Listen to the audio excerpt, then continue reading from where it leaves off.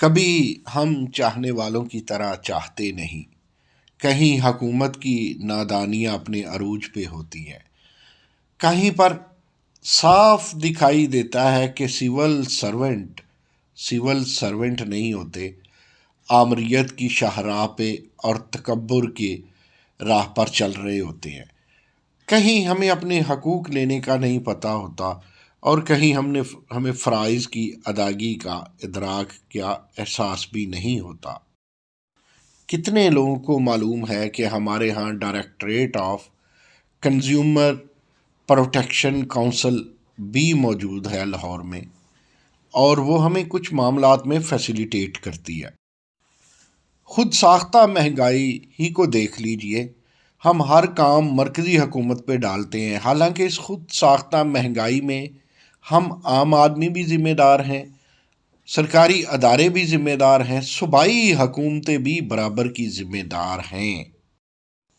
نہ کوئی ہمیں لیگل اسسٹنس ہی دیتا ہے، نہ ہمارے ہاں کوئی گائیڈنس کا پراپر شعبہ یا طریقہ کار ہے۔ کبھی کبھی ہم بھی کوچہ و بازار میں نکلتے ہیں، دیکھنا چاہتے ہیں کنٹروورسی کیا ہے، انالیسز کیا ہے، اور ڈائلاگ کیسے کیا جائے، اور ہم خود حیران ہو کر کے بیٹھ جاتے ہیں۔ ہم جن کی مدد کرنا چاہتے ہیں ان کا نقصان نہ ہو جائے، یہ دیکھ کر خاموش ہو جاتے ہیں۔ مثال آپ کو ایک دیتے ہیں۔ مثال سے پہلے بتا دیں کہ ہمارا مزاج نہیں کہ ہم کسی تھانے میں جائیں، کورٹ کچہری جائیں انالیسز کے لیے، ریسرچ کے لیے، یا کسی اینٹی کرپشن کے آفس جائیں، یا کوئی اس طرح ہم خود ریسرچ کرنے جائیں۔ کیوں نہیں جاتے یہ کبھی پھر صحیح۔ بہرحال پچھلے دنوں ہمیں اینٹی کرپشن کے محترم ڈی جی صاحب سے ملنے کا موقع ملا۔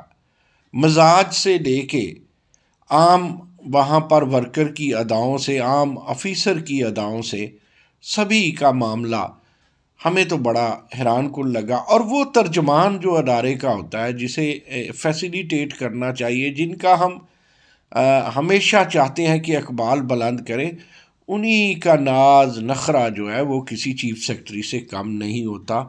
اور میں نہیں سمجھتا کہ کوئی ترجمان اگر ترجمانی میں وہ پورا نہیں اترتا تو وہ پیراسائٹ ہے ادارے پہ، اور بلکہ وہ مہلک ہے۔ اگر وہ اچھا ہے تو وہ اذان دینے والا ہے، وہ ادارے کا بھی مسیحا ہے ترجمان۔ پی آر او کہہ لیں، ڈائریکٹر کہہ لیں، واٹ ایور کہہ لیں، وہ خاتون ہو وہ مرد ہو۔ تو یہ معاملات، چلیے ہم نے اینٹی کرپشن میں کتنی کرپشن دیکھی یہ پھر صحیح، لیکن سر دست عرض صرف یہ کرنا ہے کہ آپ میری سکرین پہ دیکھیے کہ وہ جو محکمہ جسے ہم کہتے ہیں کہ کنزیومر کو فیسیلیٹیٹ کرنے کے لیے بنا ہے، اس سے کتنے پڑھے لکھے لوگ جانتے ہیں۔ آج یہ ولاگ کرنا کیوں کر ضروری ہو گیا؟ میں دیکھتا ہوں کہ ایک ناروال سے ہمارے کسی دوست نے کہا کہ 2 دن میں چکن کی قیمت 53 روپے بڑھ گئی، یعنی 522 روپے پر کے جی چکن ہو گیا۔ کون پوچھے گا؟ کوئی ہے پوچھنے والا؟ اگر ہم قانون کو دیکھیں تو اگر آپ کا کرایہ دار کے ساتھ یا مالک مکان کے ساتھ جھگڑا ہے تو اس کی کمپلینٹ ہے، directorate of consumer protection council اس کے لیے مدد فراہم کرتی ہے۔ اگر آپ کے جوتے خراب ہیں، اگر کوئی گارنٹی نہیں دیتا، اگر آپ ہار روڈ سے کوئی چائنا کی بھی چیز خریدتے ہیں تو اسلم اقبال صاحب کے انڈر جو محکمہ ہے وہ آپ کو فیسیلیٹیٹ کرتا ہے۔ ایون آپ کو چیز ڈیمیجز ملتی ہیں، لیسکو سے معاملہ ہے، اس میں فیسیلیٹیٹ کرتا ہے۔ ایسے معاملات میں اگر کوئی کہتا ہے کہ میں باہر بیٹھا ہوں تو میں آؤں گا تو لیگل نوٹس لینا، پھر مکان خالی کرنا، ورنہ سال بیٹھے رہو، نہیں تو پیسے دو، اس کے بھی معاملات کو حل کرتا ہے۔ لیکن یہاں دیکھتا کون ہے؟ یہ پی سی پی اے کا قانون 2005 میں بنتا ہے، 2005 میں یہ بنتا ہے، 1999 میں بھی تھا، لیکن اس کی 2022 میں اس میں ترمیم کی جاتی ہے۔ یہ ایک اچھا معاملہ تھا، ترمیم کے ذریعے یہ ہر شہر تک پہنچایا جاتا ہے۔ ڈائریکٹر آف کنزیومر پروٹیکشن جو ڈائریکٹریٹ آف کنزیومر پروٹیکشن کے لیے یا کنزیومر پروٹیکشن کونسل جو ہے، تو اس سے استفادہ کرنا کتنے لوگوں کو آتا ہے، کتنے وکلاء، کتنے ٹیچرز، کتنے جرنلسٹ اس بات کو جانتے ہیں؟ ہمارے ہاں جرنلزم تو بس یہی ہے نا کہ ہم نے سیاست کے پیچھے بھاگنا ہے، سیاست کے آگے جانا ہے، ہم نے سماجیات کو نہیں دیکھنا، ہم نے عام آدمی کے معاملات کو نہیں دیکھنا۔ ہمارے ہاں سکول کالجز میں کیا ہو رہا ہے، سیکریٹریٹ کیا کر رہا ہے سکولز کا، ایچ ای ڈی کیا کر رہا ہے، یہ ہمارا مسئلہ ہی نہیں ہے۔